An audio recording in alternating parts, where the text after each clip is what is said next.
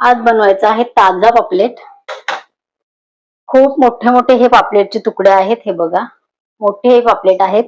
ताजे तळ्याचे पापलेट इथे भेटलेले आहेत मला। हे एकच काटा असतो या पापलेट मध्ये। स्वच्छ धुवून घेतलेले आहे आणि लिंबू ह्याला मी फक्त पिळून थोडा वेळ झाले ठेवलेला आहे। आता इथे मी घालते हिंग। अर्धा टीस्पून मी इथे हिंग घातलेला आहे। अर्धा टीस्पून इथे मी घालते हळद आणि चवीनुसार इथे घालायचं आहे मीठ। सर्व आपल्याला इथे मिक्स करायचं आहे व्यवस्थित।